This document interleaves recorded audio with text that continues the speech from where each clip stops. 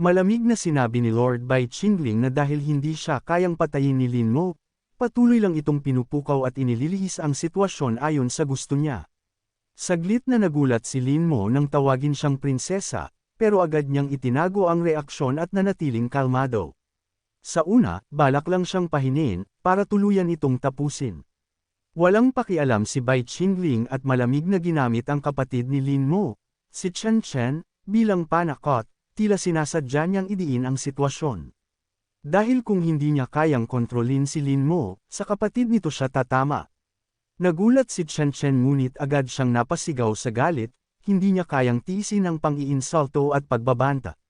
Sumugod si Lin Mo, nag-aalab ang galit at handang lumaban para ipagtanggol ang kanyang kapatid, ngunit sa isang iglap, isang malakas na sampal mula kay Lizo ang nagpabagsak sa kanya. Isang hampas lamang at agad siyang tumilapon, walang pagkakataong makaganti, at bumagsak sa lupa na parang walang kalaban-laban sa lakas ni Lizo. Nanginginig sa sakit at galit, tinawag niya ang kanyang kapatid, pilit pinipigilan ang sarili, ngunit sa huli ay sumigaw siya, hindi matanggap ang malamig at walang awang asal ni Lizo. Para kay Lizo, malinaw ang lahat, ang sinumang mang-insulto sa kanyang master ay walang ibang kahihinatnan kundi ang maparusahan. Agad muling hinawakan ni Lizo ang buhok ni Lin Mo at walang awang ibinalibag siya pababa sa lupa. Walang magawa si Lin Mo kundi magtiis sa sakit, habang si Lizo ay nananatiling malamig at handang sumunod sa utos ng kanyang master. Galit na lumingon si Lin Mo, ipinahayag na patay na ang dati niyang sarili. Ngayon, isa na siyang halimaw ng paghihiganti, at titiyak ang mararanasan ng kanyang kaaway ang kapalit. Tahimik na pinanood ni Bai Qingling ang lahat, habang napagtanto niyang ang bida, ang anak ng tadhana sa sequel ng laro, ay tuluyang gamulo sa takbo ng mga pangyayari. Tahimik sinuri ni Lizo ang Hutu Shrine, habang napansin ang mga nakasulat na tila mula sa iba't ibang lupain ng Central Plains. Napagtanto ni Bai Qingling na ang mga salitang iyon ay isang teknik, at iniutos niyang ipaliwanag ito ng Ninth Princess. Maingat na ipinaliwanag ng Ninth Princess na ang nakasulat ay paraan upang buksan ang shrine, kasama ang mga detalyeng nakapaloob dito. Sa gitna ng paliwanag, bigla siyang nag-alinlangan, tila may nais ipahiwatig tungkol sa kondisyon ng teknik. Napansin ito ni Bai Qingling, at may bahid ng panunukso sa kanyang ngiti habang hinihintay ang susunod na sasabihin. Biglang lumapit si Sen Zinger, mariing tumanggi at iginiit na siya na ang gagawa, ayaw niyang may ibang makialam. Ipinaliwanag ni Bai Qingling na delikado ang teknik at hindi dapat isugal ang mga direktang alagad ng Demon Lord. Dagdag pa niya, ito ang tamang pagkakataon para gampanan ng Ninth Princess ang kanyang papel. Sa huli, iniabot ni Bai Qingling ang kanyang kamay, ipinapahiwatig na ang desisyon ay nakasalalay sa Ninth Princess. May ngiting may halong panunukso, inalok ni Bai Qingling ang Ninth Princess na magsagawa ng dual cultivation kasama niya. Sa gitna ng kaba at pamumula, agad itong pumayag, tila nahulog sa impluwensya ng Demon Lord. Ngunit sa kabila nito, nagngit-ngit si Chen Chen, hindi matanggap ni Lin Mo na basta na lamang siya naaakit ng isang demonyo. Bahagyang ngumiti si Bai Qingling, tila kontrolado ang lahat ng nangyayari sa kanyang harapan. Biglang nagbago ang paligid, at ang Hutu Shrine ay napuno ng naglalagablab na apoy habang nagsisimula ang sinaunang mekanismo nito. Napagtanto ng Ninth Princess na ang eksenang ito ay pamilyar, katulad ng sa laro kung saan namatay ang pangunahing karakter sa kamay ng kanyang disipulo. Sa gitna ng apoy, naunawaan niyang ang teknik na ito ay magpapalakas sa kanya, ngunit may kapalit na hindi madaling tanggapin. Sa pag-usad ng ritual, inutusan ni Chen Chen na maghintay muna si Bai Qingling, habang siya at ang unang kikilos. Habang naglalagablab ang paligid, nanatiling kalmado si Bai Qingling, ipinakitang handa siyang tahakin ang landas ng kapangyarihan kahit pa ito'y puno ng sakripisyo. Para sa kanya, anumang hirap ay kayang lampasan hanggat patuloy siyang sumusulong. Sa gitna ng apoy, ngumiti siya, tila kontrolado ang bawat galaw ng sitwasyon, habang ang Ninth Princess ay nagpakita ng paninindigan at hindi na umatras sa kanyang desisyon. At sa huli, sa nagliliyab na kapaligiran, umabot sila sa puntong wala nang maaaring umatras, handa na silang harapin ang kapalit ng kapangyarihang kanilang hinahangad. Walang epekto kay Bai Qingling ang kahit anong plano o panlilinlang ni Chen Chen, dahil para sa kanya, kontrolado niya ang sitwasyon hanggat nasa ilalim pa ng demonic bind rope ang dalaga, at maaari niya itong manipulahin anumang oras kung gugustuhin niya. Ngunit sa kabila nito, tila nababagot siya, at hindi niya nakikitang kawili-wili ang nangyayari. Sa gitna ng apoy, pilit na kumawala si Chen at galit na kinwestiyon kung bakit siya ang pinupuntirya sa kabila ng wala siyang kinalaman, at bakit tila siya ang naging target ng paulit-ulit na plano. Sa halip na sumagot ng diretso, malamig na ngumiti si Bai Qingling at ipinahiwatig na upang tuluyang mapatay ang isang mabuting tao, hindi lamang katawan ang kailangang wasakin kundi pati ang kanyang kalooban. Sa sandaling iyon, ipinakita niya ang isang kakaibang bagay sa kanyang palad, isang bulaklak na may misteryosong enerhiya, at agad itong naglabas ng kapangyarihang kumalat sa paligid. Napansin ito ni Chen at nagulat, hindi maintindihan kung anong klaseng bagay ang nasa harap niya, habang patuloy na umiikot ang enerhiya sa paligid nila. Naguluhan si Chen at hindi maintindihan kung anong klaseng kapangyarihan ang nasa harap niya, hanggang sa bigla na lang nagbago ang lahat sa isang iglap. Nang muling magmulat ang kanyang mga mata, napadpad siya sa isang kakaibang lugar, tahimik, malamig, at puno ng kakaibang enerhiya na hindi niya pa nararanasan noon. Naguluhan siya kung nasaan siya at agad napagtanto na tila napunta siya sa isang banal na lugar na tanging mga makapangyarihang cultivator lamang ang nakakarating. Habang pilit niyang inuunawa ang nangyayari, may isang pamilyar na boses ang tumawag sa kanya, dahilan para mapalingon siya sa gulat. Sa kanyang harapan ay isang babae na may kakaibang presensya, na tila matagal na niyang kilala. Nagulat si Chen at agad itong nakilala, ang kanyang master. Hindi pa man siya nakakabawi sa pagkabigla, lumapit ang kanyang master at malamig ngunit kalmadong kinausap siya, tila sinusuri ang kanyang kalagayan matapos ang lahat ng nangyari. Sa kabila ng maraming tanong sa kanyang isip, hindi muna ito sinagot ng kanyang master at sa halip ay agad siyang hinawakan, na para bang may nais ipakita o iparamdam sa kanya. Sa sandaling iyon, biglang kumilos si Chen, papalapit sa kanyang master. Malamig ngunit may halong pamilyar na lamang ang kilos ng babae habang pinagmamasdan si Chen, sinasabing lumakas na ito at mas naging maaasahan, ngunit agad itong tinutulan ni Chen at mariing sinabi na nagsisinungaling siya, dahil ang tunay niyang master ay hindi kailanman gagawa ng ganitong bagay.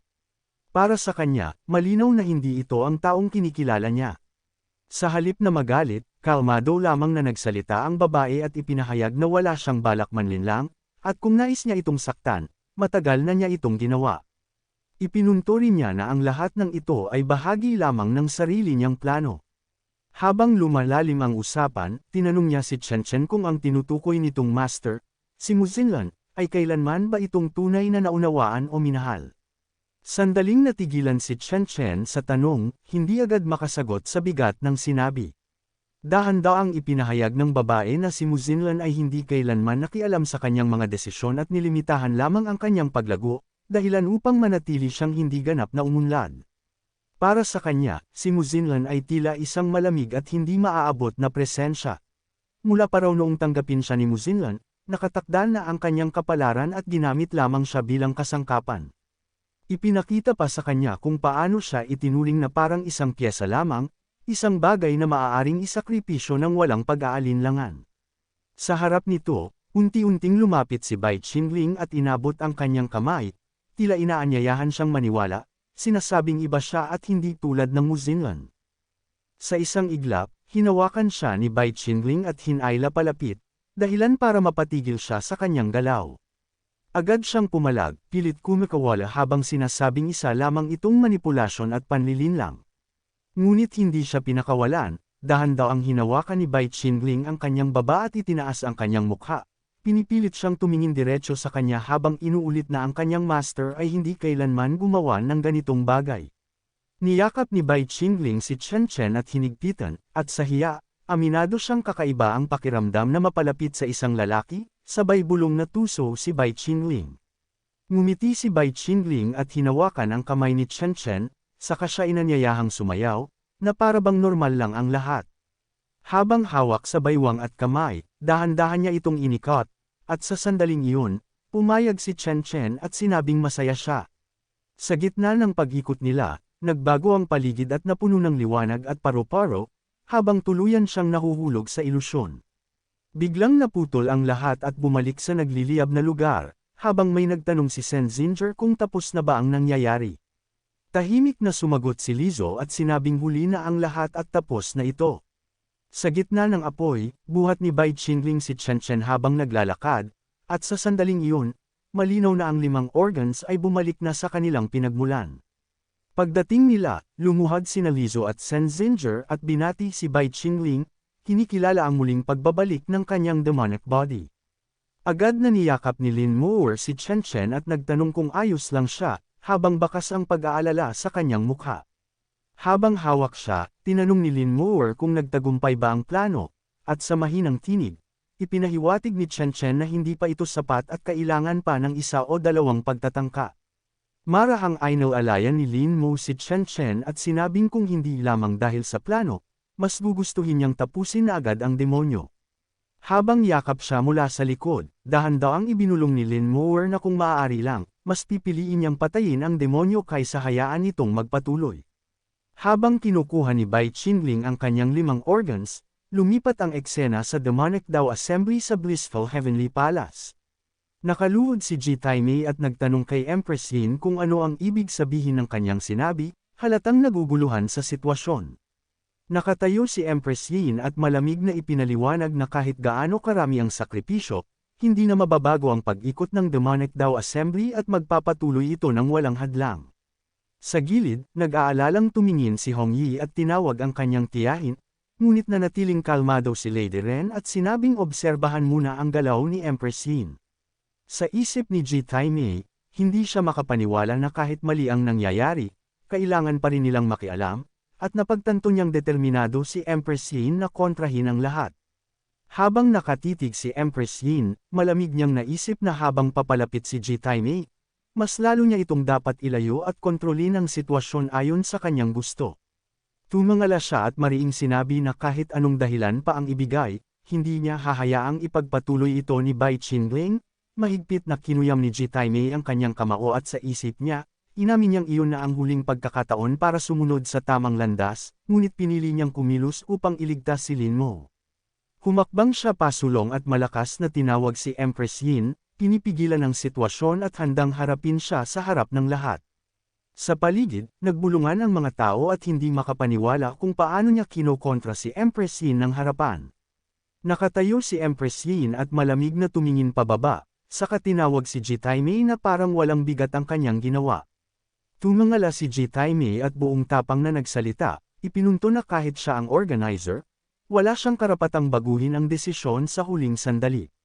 Hinigpitan niya ang hawak sa kanyang sandata at mariing sinabi na sa madaling salita, ang pagtulong kay Bai Qingling ay katumbas ng pagtutol sa buong assembly.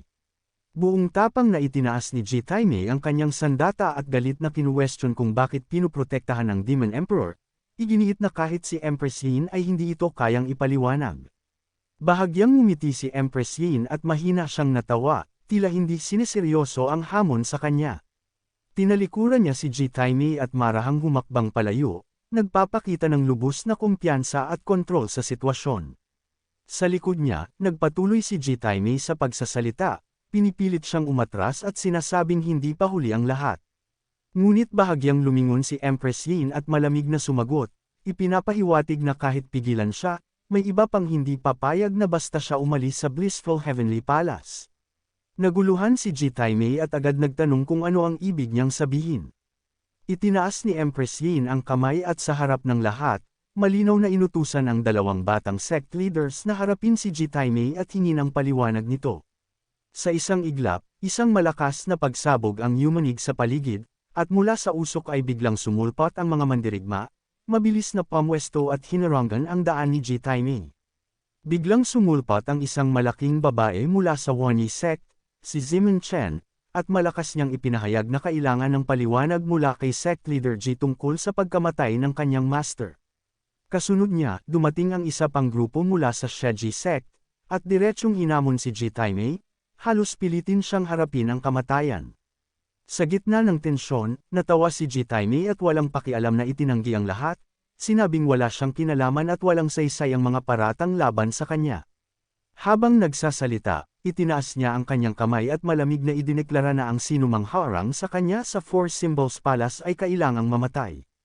Biglang sumugod ang isang mabangis at nakakadenang lalaki, diretso niyang tinawag si Ji Taimei at ipinakitang matagal na niya itong hinihintay, handang harapin siya sa laban.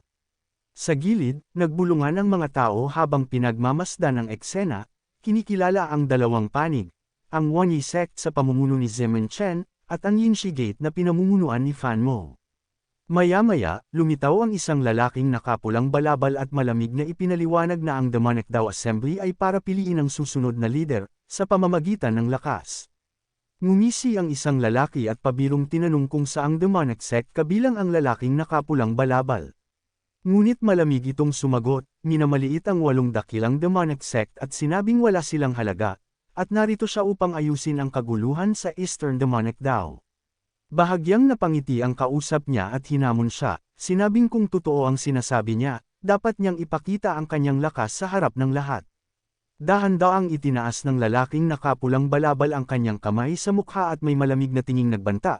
Sinasabing ito na ang pagkakataon nilang masaksihan ang tunay na kapangyarihan ng isang Demon Lord. Sa isang iglap, umabant siya habang hinahawi ang kanyang balabal, hawak ang espada at direktang tinawag ang pangalan, Bai Qingling. Sa paligid, nagbulungan ang mga tao, napansin ang kakaibang aura ng kanyang demonic sword at agad itong inugnay sa Jade-Faced Demon Sword Immortal. Sa malayo, tahimik na nakaupo si Ren Qianfan, pinagmamasdan ng lahat, habang may nagtatakang bakit siya naruroon sa gitna ng mga cultivators. Biglang nanlaki ang mata ng isa sa kanila at nagbabala, may kakaibang galaw na paparating. Sa isang iglap, isang malakas na pagsabog ang yumanig sa buong lugar, at agad nagkagulo ang lahat habang nagtakbuhan ang ilan at nagbabala na tumakas na agad. Sa gitna ng usok, lumitaw si Empress Yin, nakatayo ng kalmado habang ang kanyang presensya ay biglang naging mabigat at nakakatakot, dahilan upang masabi ng iba na tuluyan na siyang nagwawala. Sa ibang bahagi, bumukas ang daan patungo sa pinakamataas na antas ng Four Symbols Palace, at isang napakalaking estatwa ang bumungad sa kanila, tila nagbabantay sa loob. Mula sa likuran, lumingon si Bai Qingling at malamig na iniutos sa kanyang mga kasama na manatili sa labas, habang siya lamang ang papasok mag-isa. Walang pag-aalinlangan, agad sumunod sina Lizo at Sen Zinger, habang pinagmamasdan nila ang paglayo ng kanilang amo. Sa malayo, tahimik nilang tinanaw ang papasok na si Bai Qingling, habang lalong tumitindi ang tensyon sa paligid. Samantala, napansin ni Lin Mower na naibalik na ni Bai Qingling ang kanyang 5 organs sa pinagmulan nito, at kung hindi siya mapipigilan, mas lalo pang lalakas ang kanyang kapangyarihan.